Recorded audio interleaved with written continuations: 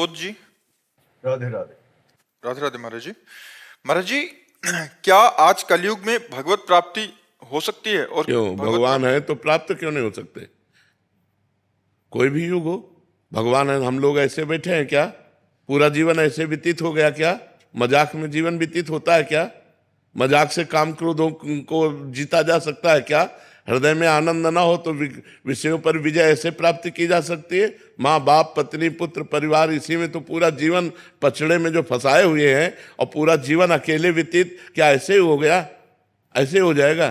पर वो नेत्र चाहिए, वो भाव चाहिए, वो विरह चाहिए, वो जलन चाहिए, वो भूख चाहिए, जिसमें भगवान मिले। तो भगवान ऐसे मिलते हैं जैसे तुम और हम।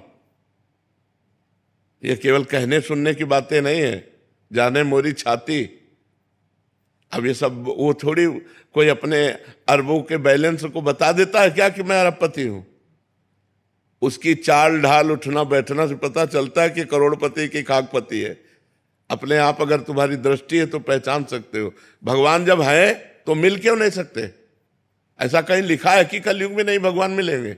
किसी भी ग्रंथ में, किसी भी पंथ में, किसी भी शास्त्र में ऐसा लिखा है कि कलयुग में हर युगों से जल्दी मिलेंगे। हमारी आयु 100 वर्ष और 10-10 हजार वर्ष से एक एक पैर के अंगूठे के बल खड़े होकर जब भजन करते थे तब भगवान के दर्शन होते थे। हमारी तो आयु ही 100 वर्ष है, और वहां तो 10-10 हजार वर्ष तक तपस्या करते थे, तो हम तो बहुत जल्दी भगवान को प्राप्त कर लेते।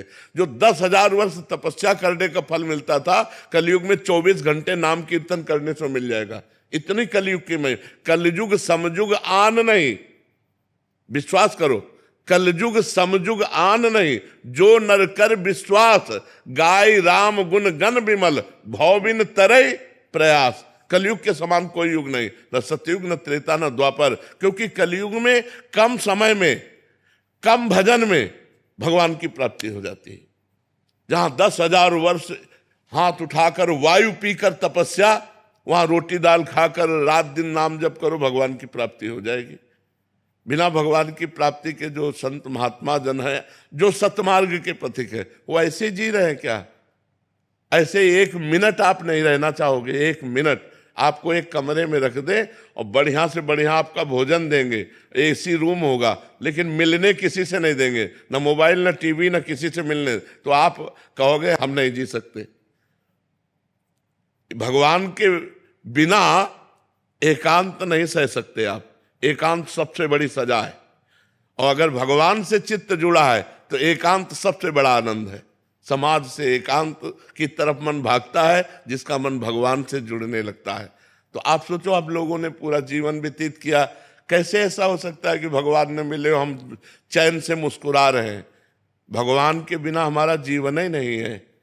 भगवान की कैसे तुम्हें बताए? एक बार भगवत प्राप्ति, अब तुम्हें कैसे बताए? सब बातें बताने की थोड़ी है। महाराज जी, इसमें एक प्रश्न था। महाराज जी, आप काफी बार हम सत्संग में सुना है कि आप कहते हैं कि हम सच में, हमारा स्वभाव ऐसा था कि हम माइक से बोल देते। हाँ, अगर भगवान का अनुभव ना होता ना, परमानंद की बात, तो हम माइक से बोल देते कि हमारा स्वभाव ऐसा जिद्दी। लेकिन हम यही कहते हैं, कमी हमारी और कृपा उनकी।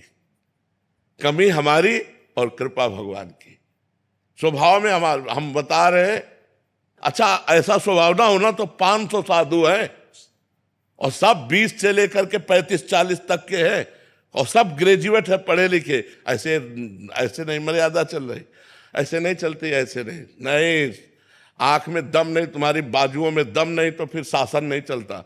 चाहे वो घर का शासन हो, चाहे वो राज्य का शासन हो, चाहे वो राष्ट्र का शासन हो। शासन तभी चलता है जब छाती में दम हो, नहीं तो ऐसे नहीं चलता है। ऐसे थोड़ी अभी चले। तो समाज का आज का क्या है कि ऐसा भयभीत होता जा रहा है, माता पिता परिवार सब ऐसे, और माता पिता के आचरण इतने गंदे हैं कि बच्चे खुद देख रहे हैं। कल ही प्रश्न हुआ, तो ऐसे जवान बच्चा और कह रहा था मेरी माँ किसी से गलत संबंध करती हूँ, मैं जानता हूं, अब मैं क्या करूं? अब बोलो, वो माता पिता के लिए जब ऐसा देख रहा है आचरण, तो बच्चे कैसे गंदे होंगे? हम खुद अपने मन पर शासन नहीं कर सकते, हम खुद अपनी इंद्रियों पर शासन नहीं कर सकते, माता पिता बच्चों पर शासन नहीं कर सकते। समाज में शासन व्यवस्था भंग होती चली जा रही, उसी के कारण ये सब दुर्दशाएं फैल रही।